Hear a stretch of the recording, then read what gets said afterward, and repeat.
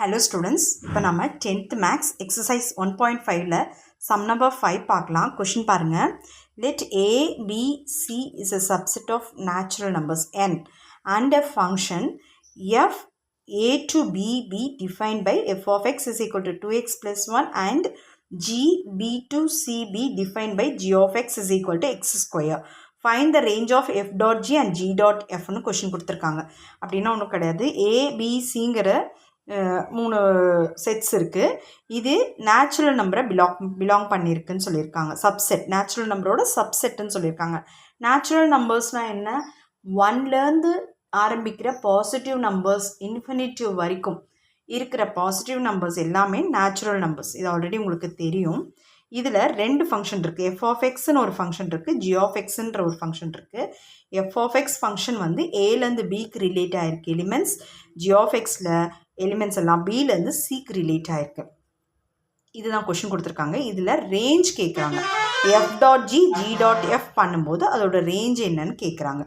பாருங்கள், உங்களுக்கு புரிஞ்சுக்கிறதுக்காக சொல்கிறேன். இப்போது ஏங்கிற செட் ஆஃப் எலிமெண்ட்ஸ் இருக்குது, பிங்கிற செட் ஆஃப் எலிமெண்ட்ஸ் இருக்குது, சிங்கிற செட் ஆஃப் எலிமெண்ட்ஸ் இருக்குது.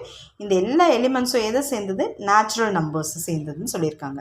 இதில் எஃப்ன்ற ஒரு ஃபங்க்ஷனில் ஏலேருந்து பிக்கு ரிலேட் ஆகிருக்கு, ஜிங்கிற ஃபங்க்ஷனில் பிலேருந்து சிக்கு ரிலேட் ஆகிருக்குன்னு கொடுத்துருக்காங்க. இப்போது எஃப் டாட் ஜி பண்ணும்போது நமக்கு ஆன்சர் என்ன கிடைக்குது? எஃப்பில் இது கொஷின், இது ஆன்சர். ஓகேவா? இது எஃப் டாட் ஜி பண்ணும்போது நமக்கு ஃபைனல் ஆன்சராக இதில் இருக்கிறது தான் வரும். இப்போ எஃப் டாட் ஜி பண்ணும்போது ஃபைனல் ஆன்சர் இதில் இருக்கிறது வரும். இதே மாதிரி ஜி டாட் எஃப் பண்ணும்போது இங்கேருந்து பண்ணுறோம். இங்கேருந்து பண்ணும்போது நமக்கு ஃபைனல் ஆன்சர் என்ன வரும்? இது வரும். இது போட வேண்டாம், உங்களுக்கு புரிஞ்சுக்கிறதுக்காக சொல்கிறேன். இப்போ சம்குள்ளே போகலாம்.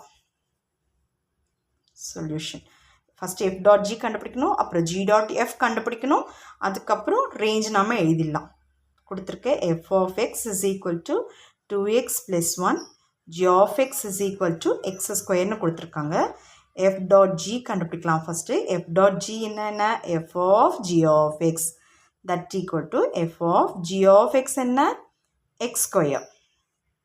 ஓகேவா? இப்போது எஃப் ஆஃப் எக்ஸ் ஃபார்மில் வந்துருச்சு. எக்ஸ் இருக்கிற இடத்துல எக்ஸ் ஸ்கொயர் இருக்குது. அதனால் இங்கே எக்ஸ் இருக்கிற இடத்துல எக்ஸ் ஸ்கொயர் போடணும். 2 × எக்ஸ் இருக்கிற இடத்துல எக்ஸ் ஸ்கொயர் ப்ளஸ் 1. இதுதான் எஃப் டாட் ஜியோட ஆன்சர். ஓகேவா? இப்போ ஜி டாட் எஃப் பண்ணி கண்டுபிடிச்சிக்கலாம். G dot f is equal to g of f of எக்ஸ்ன்னு அர்த்தம். That equal to g of f of x என்ன? 2x + 1. f of x 2x + 1 that equal to g of x ஃபார்முக்கு வந்துருச்சு. இப்போ g of x is equal to 2x + 1. x இருக்கிற இடத்துல 2x + 1 இருக்குது. அப்போ x இருக்கிற இடத்துல என்ன பண்ணணும்? 2x + 1 the whole squareனு போட்டுக்கணும். இதுக்கு மேலே இது பண்ண வேண்டாம், ஏன்னா நம்ம ரேஞ்ச் தான் எழுத போகிறோம். இதை சிம்பிளிஃபை பண்ண வேண்டியதில்லை, ரேஞ்ச் எழுதிக்கலாம். g டாட் எஃப் கண்டுபிடிச்சாச்சு, f டாட் ஜி கண்டுபிடிச்சாச்சு. இந்த ரேஞ்ச் எப்படி எழுதணும்னு பாருங்கள். ரேஞ்ச் ஆஃப் எஃப் டாட் ஜிக்கு ஃபஸ்ட்டு ரேஞ்ச் எழுதிக்கலாம். எது ஆன்சர்? எஃப் டாட் ஜியில் ஒய்ங்கிறது ஆன்சர். இப்போ இதெல்லாம் எக்ஸு, இது ஒய். ஆன்சர் வந்து ஒய்யாக நமக்கு கிடச்சிருக்கு. அப்போ ஒய்ங்கிறது தான் இதோட ரேஞ்ச். சாரி, இது ஓகேவா? ஆன்சரை ஒய்ன்னு தான் சொல்லுவோம். ஒய்ங்கிறது ரேஞ்ச். இதில் ஒய்ங்கிறதுக்கு கண்டிஷன் என்ன? Y is equal to f dot ஜியில் 2x² + 1ங்கிறது தான் அதோட கண்டிஷன்.